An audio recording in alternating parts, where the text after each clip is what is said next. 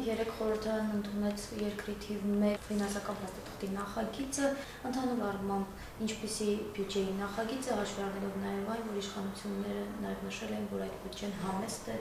եկամուտների կրճատում է լինելու, թոշակները չեն բարձրացվելու։ Այդ իրատեսականը կարելի է հիմքում դնել,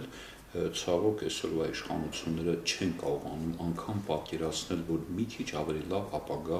կարող ենք մենք ունենալ, որովհետև բյուջեն դա իսկապես հիմնական օրենքն է, հիմնական ծրագիրն է, կառավարության, իշխանությունների կարելի ասել գործունեության հիմնական ծրագիրն է։ Տեսեք, նախ ցավալի է, որ այդ համամասնությամբ ընդունվում է այսպիսի ըստ էության վատ փաստաթուղթ։ Պես եկել շատ պարտվանդի մասին խոսենք, եթե մի իշխանություն ծրագրավորում է տնտեսական որոշակի աճ, բայց այդ պարագայում հայտարարում է, որ ավելի քիչ եկամուտներ է հավաքելու, ավելի քիչ խնդիրներ է լուծելու, քան նախկինում է լուծել, սրա գնահատականը կարծում եմ միանշանակ պետք է լինի վատ։ Էլ չեմ ասում, որ բյուջեն մի ծրագիր է, որը պետք է համահունչ լինի այն խնդիրներին, որոնց առջև կանգնած է մեր երկիրը։ Մենք ունենք շատ խնդիրներ, իսկապես շատ լուրջ են խնդիրները։ Բոլոր առիթներով ասում եմ, Հայաստանը այսօր աղքատության մակարդակով Հայաստանը դարձել է այս տարածաշրջանի ամենավատ երկիրը։ Այս վիճակը ստեղծել է հենց այս քաղաքական ուժը եւ պետք է պատասխանատվություն իրենց վրա վերցնեն ինչ որ խնդիրներ լուծելու։ Բայց մեզ հայտարարում են, ասում են այո մենք լավ բյուջե ենք հաստատում, իրատեսական բյուջե ենք հաստատում, բայց այդ իրատեսության համաձայն աղքատությունը պետք է խորանա։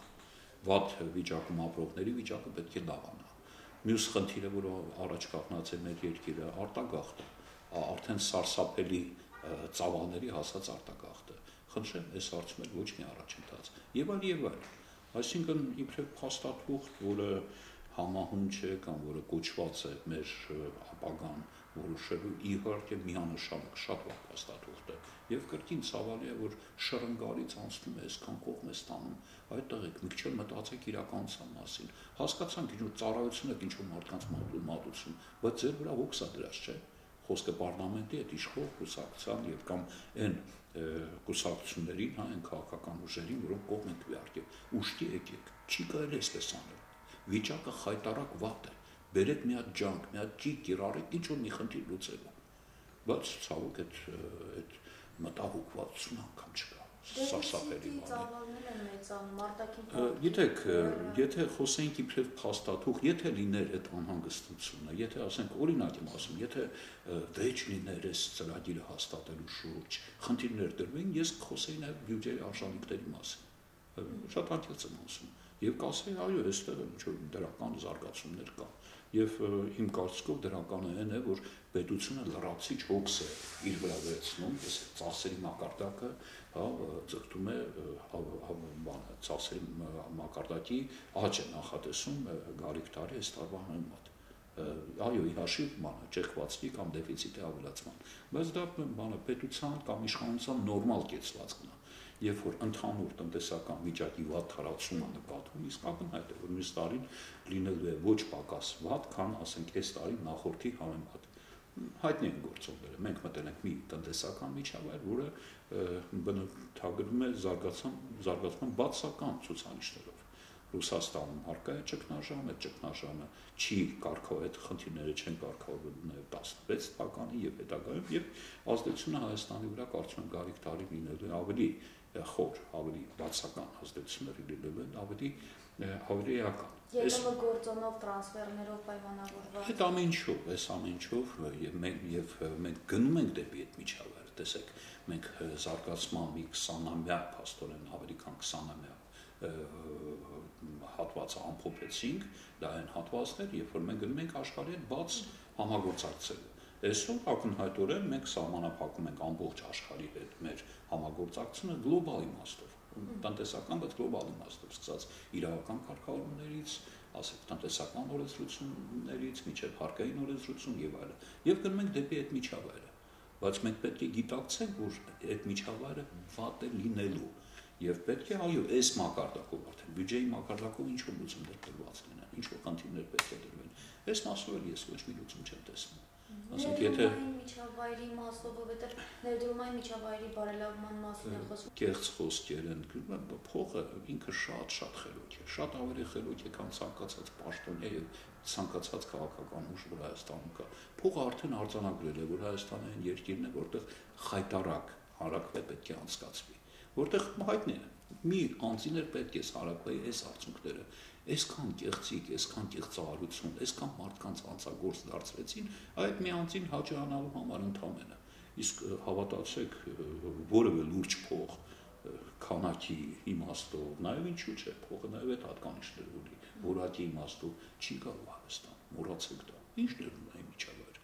Ինչ ներդրումային միջավայր, որ տարական իրավունքները խախտում են մարդկանց։ Ինչ ներդրումային միջավայր, երբ որ ամբողջ վարչահարությունը կախնած, ըստ էության իշխանությունը բոլոր լծակներով կախնած խրախուսում էր հանցագործներին հանցանք կատարեն։ Ինչ միջավայր է։ Չէ, մոռացեք, եկեք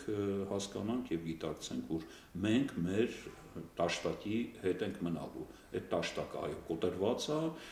հիմա ավելի այդ կոտրվածները, այդ ճեղքերը ավելի են մեծացել։ Եվ մենք ուզում ենք այդ տաշտակով, ասենք ջուր տանել, ասենք չգիտեմ, մեր այգին ջրել։ Մոռացեք դա։ Ներդրումները ավելի վատ է վիճակը լինելու, թե առանց այդ շատ վատ է, բայց ավելի վատ է լինելու, քան նախկինում։ Ինչ որ սոցիալական տիպի օգնությունների տեսքով ինչ որ միջոցների իհարկե կգա, դες չի որ ամեն ինչ չորանա, բայց մենք պետք է հույսը դնենք մեր ռեսուրսների վրա։ Մենք արդեն աշխարհում այն տեսքով ենք հանդես գալի, ի շնորհիվ այս փառապանց այս քաղաքական ուժի, այս իշխող հատվածի, այն տեսքը ունենք, որ մեզ ոչ մեկը բարը չի տալու։ Հիմա այս իրավիճակում մենք պետք է կազմենք, տեսնենք, դնենք մեր ռեսուրսները հաշվենք։ Նկատի ունեք նաև մոնոպոլիաները, կոռուպցիան։ Գիտեք, արդեն բանը բանից այնքան է անցած, տեսեք, 5 տարի առաջ ես ասում եմ, այո, կոռուպցիան շատ բան է, մենաշնորհը շատ բաներ են։ Այսօր չեմ էլ խոսում դրա մասին, որովհետև իմաստ չկա։ Իմաստ չկա։ Մեր երկրում ամեն ինչ գեր մենաշնորհված է։ Մեր երկրում ամենավտանգավորը այն է, տեսեք, այս քաղաքական վճիռը, իսկ պարլամենտը բոլոր վճիռները քաղաքական են, բյուջեի վերաբերյալ այս վճիռը եւս նշանակում է, որ այս կյանքները արդեն մենաբան, ասեք, մոնոպոլիզացված։ Այս հատվածում եւս մրցակցություն չկա, իսկ դա սարսափելի բան է։ Վատ բյուջե ընդունելու պարագայում չկա մի նշանակալից թիվերի, ընդհանրապես 12% մոտավորապես դեմ է եղել։ Եկներեք այսպիսի խայտարակ ծրագրին պետք է դեմ լիներ քիչ թե շատ նորմալ ցանկացած անց պետք է դեմ լիներ։ Ոնց թե կառավարության պետք է խնդիր դնել։ Գոնե այդ համամասնությամբ հասկանում եք իշխանություն եք ուզում եք անցկացնել, բայց գոնե ասենք ցածր բաներով անցկացնեք եւ ոչ թե ասենք 90% մասնորեն 85-90%-ով շրջանից անցկացնում եք։ Եկներեք սա նշանակում է, որ այս ուժը մեզ միայն այս է խոստանում, որ մենք պետք է ապրենք ավելի վատ անգամ, քան այս տարի ենք ապրել։ Եվ այս պարագայում ասել մենաշնորհներ, ասել կոռուպցիա, այդ արդեն բան են, մանր հեքիաթներ։ Այսինքն խղճուկ բյուջե, որի շուրջ ծավալվել պետք է չի։ Բովանդակային առումով անկեղծ եմ ասում, եթե այդ բանը չլներ, այս վերաբերմունքը չլներ, այս փաստաթղթին, ես էլ իմ վերաբերմունքը ցույց կտայի։ Ասում եմ, անգամ խոսեի դրական բաների մասին, բայց լեզուս չի գնում այդ բանը ասել, որովհետև զայրացած եմ այս վերաբերմունքով։ Իշխանությունը այսպես է վերաբերվում մեր երկրի, մեր հոգսերի, մեր խնդիրներին։ Ըստ էության ոչ մի խնդիր չի ուզում տեսնել։ Այդ դեպքում ինչ է պատասխանատու։ Գիտեք, հիմա տարեք ինձ գնդակարեք, ինձ հավանաբար բան, ընդդիմադիր կհայտարարեք սրանից հետո, բայց ես ընդդիմադիր չեմ, ես նորմալ քաղաքացի եմ, ես ուզում եմ նորմալ արժեքների մասին խոսել, ես ուզում եմ, այո, ես շատ եմ ուզում այս բյուջեի մեջ լավ բաներ էլ տեսնեմ, բայց կրկնում եմ, ինձ թույլ չեն տալի այդ լավը տեսնեմ, որովհետև վարվում են այսպես եւ այլ կերպ չեն էլ թույլ տալիս, որ մտածեն։ Սա է, ինչ ասեմ։ Այսինքն մարտահրավերների դեմ պայքարի մասով ոչինչ չեք։ Ես ձեզ ասում եմ, բերեք դուք իբրև քաղաքացի, ես չեմ ուզում խոր տնտեսագիտական բանավիճի մեջ մտնեմ, ասում եմ, կա ակնհայտ խնդիրներ կան, որոնց մեր առջև մեր հասարակությունը կանգնած է, եւ դա կարող է մատնանշել մեր քաղաքացիների 99%-ը, բայց ցավալի է, որ մեր պարլամենտի 90%-ը տենց էլ չնկատեց, որ այս բյուջեն լուծումներ չի տալի։ Այո, մենք գալիք տարի աղքատության մակարդակը ավելի բարձր է լինելու, քան այս տարի։ Արտագաղթի դեմ առնելու մի հատ միջոց այստեղ տեսնում եք, միջոցառում տեսնում եք։ Ես հայտարարում եմ, որ ոչ։ Ես հայտարարում եմ, որ ոչ։ Էլ չեմ ասում, որ այդ մտահոգություններ չկա իշխանությունների մոտ։ Եթե քննարկումների ժամանակ մի, ասենք, այդ անունը չեմ ուզում այդ կուսակցության այդ կեղծիքի անունը չեմ ուզում տամ, որ բանը զավթել է իշխանությունը, որ մրցակցությունը ընդհանրապես բացառում է քաղաքական դաշտում, որից հետո մոռացեք, թե տնտեսության մեջ մրցակցություն պետք է լինի, կամ ամենամեծ կոռուպցիան այսօր քաղաքական կոռուպցիան է։ Այն ինչ որ տեղի ունեցավ, ասեք, այս հարակվեի ժամանակ, կամ այն ինչ որ տեղի ունեն բոլոր ընտրությունների ժամանակ։ Այս աստիճան քաղաքական կոռումպացված համակարգում հնարավոր է, որ տնտեսության մեջ կամ ֆինանսական հատվածում կոռուպցիա չլինի, իհարկե ոչ, մոռացեք այդ բանը, որովհետև այս խնդիրների լուծման ձևը դա իշխանության նախ եւ առաջ կամքն է։ Եթե վերևից ասեն ոչ, ապա ոչն էլ կլինի, ոչ կոռուպցիային քաղաքական, ոչ քաղաքական մենաշնորհացմանը։ Այդ դեպքում, այո, դաշտը կբացվի նաև տնտեսական, ֆինանսական խնդիրների համար։ Բայց ցավոք այդպիսի մեկը չեղավ, էլի պետք իշխողից մեկը վեկանար ասել, այ տղեկ ջան, բայց մենք վատ ենք ապրել։ Եվ մենք ծրագրավորում ենք ավելի վատ ապրել, եւ մենք չենք ծրագրավորում արկա օրհասական, արդեն բանը բանից անցած խնդիրների մասին չեն խոսում։ Կրկնում եմ, ամենասարսափելի բանը, հայ ազգը երբեք այսքան վատ վիճակում չի եղել։ Այսօր մեր հարևան Ադրբեջանից մեր աղքատության մակարդակը մոտ 6 անգամ ավելի բարձր է։ Սա խայտարակություն է, որը պետք է այս կուսակցության երեսին կպցնել, ասել, այս խայտարակությամբ եք դուք երկիրը ուզում առաջ տանել։ Գործազրկություն, արտագաղթ, այս խնդիրները։ Երբ որ Հովիկ Աբրահամյանը նշանակվեց վարչապետ, նշվում էր, որ փոփոխություններ է բերելու ի տարբերություն նախորդի, այսինքն Տիգրան Սարգսյանի, բայց այնուամենայնիվ այդ փոփոխությունները զգալի չեղան երկար ժամանակ անց պաշտոնավարումից եւ այլ ավելի են խորանում, ինչպես ասացիք, մարտահրավերները։ Այս առումով ինչպիսի խնդիր կա, գուցե զբաղված են պաշտոնը պահելու գործընթացով, որովհետեւ վերջին ժամանակահատվածում Հովիկ Աբրահամյանը միայն պատասխանում է այն հարցերին, թե լինելու է վարչապետ հետագայում, թե ոչ, հանրական փոփոխություններից հետո, այսինքն ամեն ինչ այնքան է խառնվել քաղաքականության մեջ, որ տնտեսությանը ժամանակ չի տրվում կամ զբաղված են կառավարությունը պահելու։ Կամ չգիտեն, կամ չեն պատկերել, չեմ կարող ասել ինչ որ են զբաղված, չեմ կարող ասել, բայց կրկնում եմ, ինձ ամենաշատ ուղղակի վիրավորական է, իբրև քաղաքացի, իմ համար վիրավորական է, որ այսքան խոսում են, այսքան բան են անում, բայց այդ իշխանավորների մոտ, այդ քաղաքական հատված, վարչական հատված,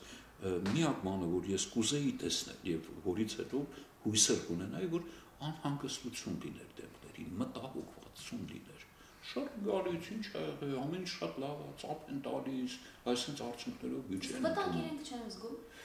Հավանաբար չեն գիտակցում, հավանաբար ինչ-որ տեմպի մեջ են ընկել, չեն գիտակցում, չեն հասկանում, հավանաբար չեն հասկանում։ Անկեղծ եմ ասում, ես մարդկայնորեն ուղղակի չեմ կարող հասկանալ, ինչպես կարող էր սենց լինել։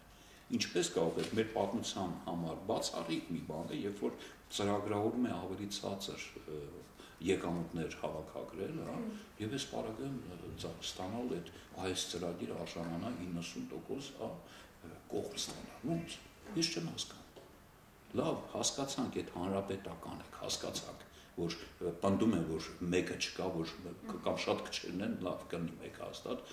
անգամ խաբար չեն ինչ ծրագիր ունի այդ կուսակցությունը։ Բայց հաստատ որ կուսակցություն չի կարող այսպիսի ծրագիր ունենալ։ Եվ բայց պարզում է 90% ստացա։ Լավ, գոնե վեկացեք, ասեք, այո, մենք գիտակցում ենք, որ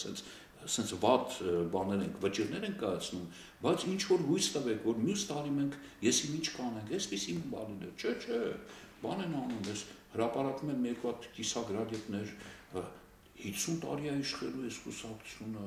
կներեք, եթե սրա համար եք իշխում, տարեք ձեր տատիկներին դա այս հեքիաթը պատմեք եւ գուցե ձեզ տաղանի, բայց ես իբրև քաղաքացի որևէ կերպ չեմ կարող ընդունել այս վերաբերմունքը նախ առաջ։ Դա արհամարանք է հայ